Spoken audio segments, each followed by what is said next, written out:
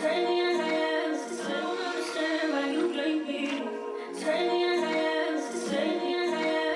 yo, what's up, YouTube, man? It's your boy, Ashton Jackson. And in today's video, I'm going to be talking about the 6 camp battles to be looking at for the Dallas Cowboys coming up in July. We already know that second to last week in July is training camp for the Dallas Cowboys. They'll be out there in Oxnard, California. So before we get into the video, I would appreciate if you guys would like the video, subscribe if you're new, comment and share my video with anyone who you think will enjoy my content, man. I know that the Dallas Cowboys are heading to go young, and they didn't do much in free agency, which we already know that.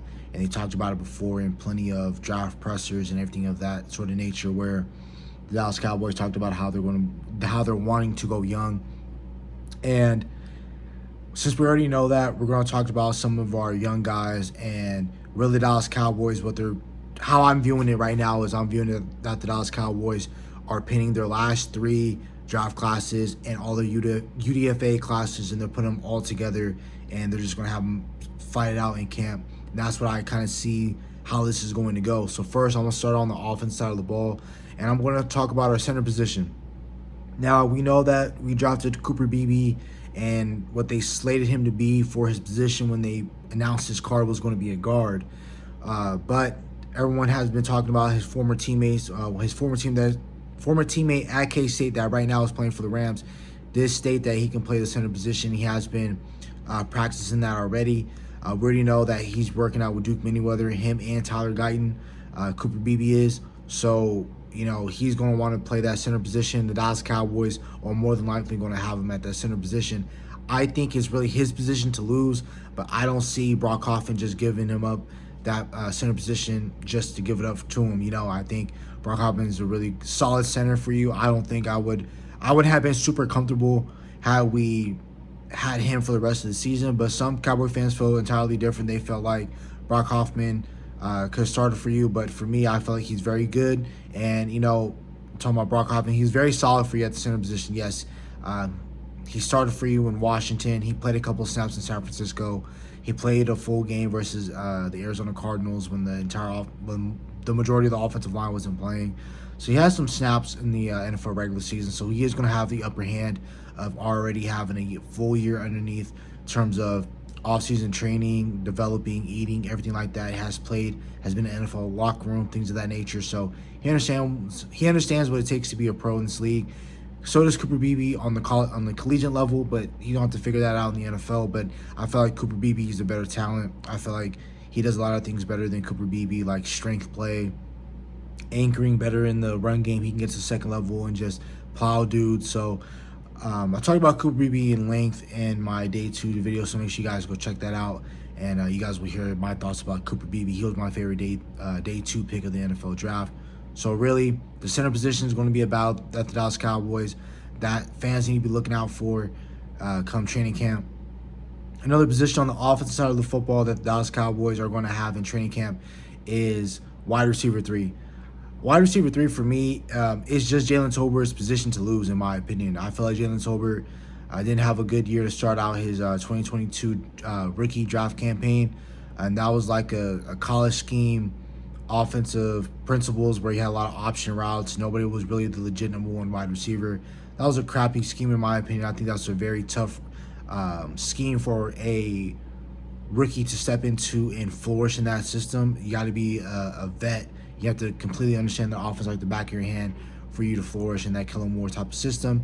But I think you running a true pro style type of offense like what Schottenheimer has been developing and Mike McCarthy, I think that you saw that in the second year of Jalen Tolbert's career. You saw that he had a really big step from his first year to his second year, and you saw he shined in a lot of games. You know, he shined in the preseason, catching some touchdowns, made a lot of crucial catches. You saw that he was doing things in preseason his second year that he wasn't doing in his first year. You know, he was stepping out of bounds. He caught a touchdown out of bounds. He forgot to get the other foot down. So there's some things that he was messing up in his first year that he completely got down in his second year. His route running got a lot better. His confidence was a lot better. I think that was something that he didn't have in his first year, was that he was lacking confidence. We already knew he had the type of skill set to be a great player because he's 6'3", again, has all the physical attributes to be a really good wide receiver. Just couldn't piece it together his first year, which is fine. You know, not a lot of rookies are going to come in and contribute for you right away. You know, that's not always going to happen. So it's really for his job to lose. But again, you still have guys like Brian Flournoy, who we drafted in the 6th round. Can definitely be a guy that can come in and contribute to this wide receiver room. Who knows? He might try to get that fight for that wide receiver 3 spot. And you got Jalen Brooks, who you drafted in the 7th round last year out of South Carolina. That's definitely somebody who shined for you. It was, again, arguably one of your best drafted players for you last year. That you part of your draft class, who you spent draft capital on. That's somebody who stepped up for you and was pretty solid last year for you as well. So that's pretty much it for the wide receiver 3 position. And then now the tight end position. Tight end 2 and tight end 3. Tight end 1, it's head and shoulders that Ferguson is going to be your tight end 1, and there's nobody else who can even come close to him right now. Tight end 2 is another person. It's their job to lose. Schoonmaker, I don't feel like his job is safe because I feel like John Stevens had a hell of a preseason and a training camp last year, to where that if he didn't get hurt, he was for sure going to be tight end 3, was going to take Peyton Hendershot's job. And again, in the pre-draft presser with Stephen Jones and Jerry Jones, I'm more than likely listen to what Stephen Jones is saying as well, because he's going to shoot it to you straight. He isn't going to lie to you too much. They are going to lie up there mainly, but really they were saying that for sure. They said for sure that John Stevens was going to make this roster had he stayed healthy and everything like that. So again, Schoonmaker was selected in the 2nd round out of Michigan. That was a head scratcher pick then, and it still is now, because John Stevens was well on his way. He doesn't get hurt. He was going to be a guy who's going to start for you. Then you got another tight end who, Brevin Spanner-Ford out of Minnesota, who a lot of people felt like he should have been drafted day 3. He wasn't selected. So he has all the physical attributes as well. Really great inline tight end. He can block for you, can go out in space and catch the ball, and can make a man miss, and has really good yak ability. So Brevin Spanner-Ford is going to be a really solid tight end for you. So Schoonmaker's job is not safe. Just because he was selected in the 2nd round doesn't stop me from having a guy like John Stevens take his job and demote him to tight end 3. Talking about, John Stevens being 2, Ferguson being 1, John Stevens 2, and then you have Schoonmaker at 3. Or for me, it doesn't stop me from Schoonmaker not even making the roster. And if Brevin is better than Schoonmaker and he's a better run blocker than him and he has better hands, because that was another thing that was not going well for Schoonmaker, was that his mental awareness. He was dropping a lot of passes last year. I think he ended up having like 2 touchdowns on the season. If he catches a touchdown in the back of the end zone versus the Patriots, he catches another touchdown against the Jets. He easily has like 5 or 6 touchdowns. And don't forget, he also caught a could-have-been touchdown against the Philadelphia Eagles the first time we played Philadelphia in October. If he just crosses the pod line and he runs that option route deeper into the end zone, we catch a touchdown, game's a little bit different, right? So tight end spot, again, you have John Stevens, Brevin Spanner-Ford, and then you have Luke Schoonmaker, all fighting for that rotation. Peyton Hendershot is also fighting for that rotation as well, but Peyton Hendershot right now is fighting for his life, because tight end 3 for sure, like I said, that tight end room from tight end 2 down is going to be hell for all the tight ends. So that's going to be a really intriguing spot for the Dallas Cowboys to go, because I feel like we're a little bit of a better team when we have 2 legitimate tight ends, and if we're able to run the ball well with this new reworked offensive line, I think we're going to be a really solid team offensive. Out of the football, I'm going to be talking about linebacker 2. We already know that linebacker 1 is going to be Eric Kendricks, just because we were able to steal him from the San Francisco 49ers. And he, the only reason why Kendricks wanted to be here is because he knew that he was going to be able to start for the Dallas Cowboys. So again, him having familiarity with Mike Zimmer as his DC, I really do think that he's going to be able to understand this system. He's going to be able to spread knowledge to Marist, who you drafted in the 3rd round just this past April. And then you have DeMarvin Overshown, who's coming off of an ACL injury. And again, that was another guy like John Stevens. He stays healthy. He definitely carved himself a legitimate role to be a really good linebacker for you, and could have been your potential savior and your Leighton Vander Esch replacement had DeMarvin Overshown had stayed healthy. I felt like he was going to have a little bit of a slow process coming into the league, because coming into a linebacker, coming straight from college, playing linebacker into the league, not a whole lot of guys come in and they're automatically all pros or automatically game changers. It doesn't automatically happen. Again, the same thing like defensive tackle. They're both like oven type of positions. You don't just put them out there. They're not plug and play type of positions, defensive tackle and linebacker. So again, linebacker 2 for me is going to be between DeMarvin Overshown and Marist Liufau. I think Marist Liufau will have a little bit of an advantage just because he has been playing the linebacker position a little bit longer than DeMarvin Overshown.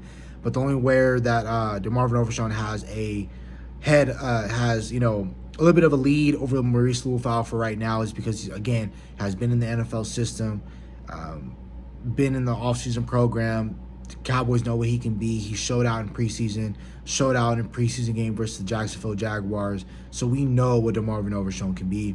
We don't know what Marist Liufau can be just yet in the NFL, but we're going to find out very soon. He's a very extensive linebacker. He already sold Mike Zimmer on being one of the best linebackers in this class by telling him what everyone on the defense can do. And that's what sold me as well, seeing how great of an IQ player he was. He was really great in pass coverage in Notre Dame. I feel like at Notre Dame they had him doing a little bit too much, trying to be safety, play nickel corner and everything like that, trying to blitz him off the edge, trying to have him do some pass rusher type of stuff. I think if you just have him be linebacker where he's running behind that mic, running behind that space eater, zero tech, he can just come in, shoot the gap and blow up your linebacker, or not your linebacker, but your running back or whoever wants to run the ball. He has sideline speed. He can keep up with those fast quarterbacks that we're going to be playing this season, like Lamar Jackson.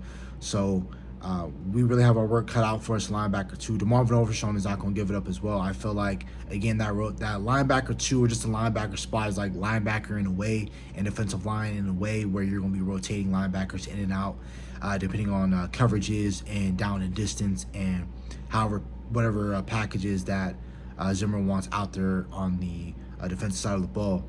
Now we're going to be talking for our next battle is going to be cornerback 4. You're going to have that between Kellen Carson, and you're going to have that between Eric Scott Jr. Eric Scott Jr. is a Dan Quinn guy. We gave up our 5th round pick in this year's draft class for the Kansas City Chiefs in last year. So that 2023 draft class, we gave up a future 5th, which was just this past April's 5th, to the Kansas City Chiefs to move up. So we'll get a guy like Eric Scott Jr. Eric Scott did a really great job in not preseason, but in training camp. He didn't do too well in preseason. That's the reason why he didn't get a whole lot of snaps in not in the off season, but in the season for you last year. So again, you know your starting 3 corners are going to be Deron Bland, Trayvon Diggs, and Jay Lou. Potentially, you're looking for your Jay Lou replacement, and I think Kellen Carson is definitely a guy who can get that spot. Again, the only reason why Eric Scott doesn't have a little bit of a head up over Kellen Carson is because same thing like with Overshown, Schoonmaker, and Jalen Tolbert. They all been here, and the Dallas Cowboys know what they look like. They've already been here, part of the NFL offseason program, so they already know what they look like. Again, Kellen Carson can definitely bring it. 5'11", true 5'11". Can definitely is a hard-hitting type of corner. He isn't afraid to make tackles, make play on the ball, everything like that. He had really good tape versus Florida State versus Keon Coleman. He can definitely travel, and this is definitely a guy that, again, is not afraid to hit. So if you can't necessarily start in the NFL, and most rookies, they normally end up playing special teams anyway. So if he isn't afraid to hit and he stays healthy, this is definitely going to be a guy who's going to play some special teams for you and can definitely bring something to you on your defensive side of the ball. And I feel like this is going to be one of your day 3 steals of the draft. If Kellen Carson can come in, stay healthy, this is definitely going to be a guy who can definitely do things for you come down the stretch in the NFL season. This is definitely somebody I feel like who can be your Jordan Lewis replacement. Now, last but not least, the last position I'm going to be talking about is defensive end, and that's going to be between Marshawn Kneeland and Sam Williams, both second-round selected players. Sam Williams was selected second round in the 2022 draft class, and Marshawn Kneeland was just selected in the second round in the 2024 draft class.